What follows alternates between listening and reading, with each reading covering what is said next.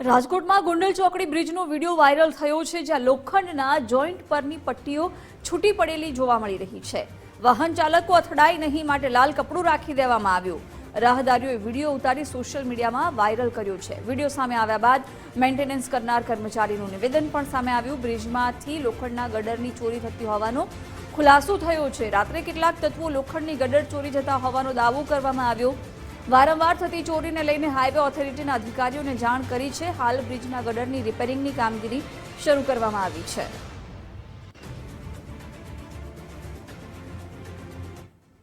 રાજકોટના ગોંડલ ચોકડી નજીક જે નેશનલ હાઈવે ઓથોરિટીનો જે ઓવરબ્રિજ આવેલો છે, આ નવનિર્મિત ઓવરબ્રિજ છે। હજુ થોડા સમય પહેલાં જ આ બ્રિજનું લોકાર્પણ કરવામાં આવ્યું હતું, પરંતુ લોકાર્પણ બાદ અહીંની ખામીઓ છે તે છતી થઈ હોય એવી પરિસ્થિતિનું નિર્માણ થયું છે।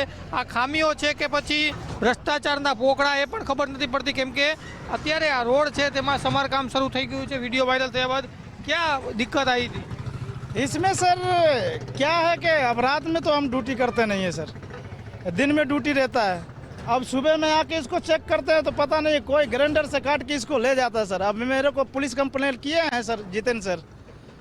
अब क्या हो रहा है कुछ समझ में नहीं आ रहा। स्टील है वो निकाल के ले जाते हैं? हाँ स्टील है, निकाल के ले जाते हैं सर। मतलब किसी ने जानबूझ के काटा है या नहीं उखड़ गया है? जानबूझ के काटते हैं सर।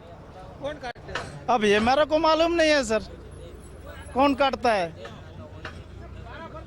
ચોક્કસ જે કર્મચારી છે તે એવું કહે છે કે કોઈ જાણી જોઈને આ જે પતરું છે તે ઉખાડી નાખે છે, પરંતુ આ ગંભીર બેદરકારી છે તે કહી શકાય, કેમ કે આ રીતે જે બ્રિજનો જે મહત્વનો ભાગ હોય છે કે અહીંથી જે સાંધો હોય છે બ્રિજનો તે અહીંયા કરવામાં આવતા હોય છે, પરંતુ ત્યાં જ આ પ્રકારે સ્ટીલ છે તે ઉખડી ગયું છે। બીજી બાજુ જે હાઈવે ઓથોરિટીના માણસ છે તે કહી રહ્યા છે કે કોઈ આ જે લોખંડ છે, જે સ્ટીલ છે તે તોડી નાખે છે અને ચોરી કરે છે, પરંતુ આ ખૂબ જ જોખમી બાબત છે કે આ રીતના આવડા મોટા ઓવરબ્રિજમાં આ પ્રકારની ખામીઓ સર્જાય અથવા તો આ પ્રકારનું ચોરી થતી હોય એ પણ ગંભીર બાબત છે।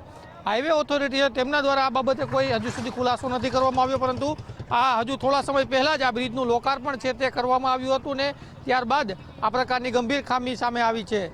કેમેરા પર્સન દેવજી રંગાડિયા સાથે ગૌતમ બેડા, ગુજરાત ફર્સ્ટ, રાજકોટ।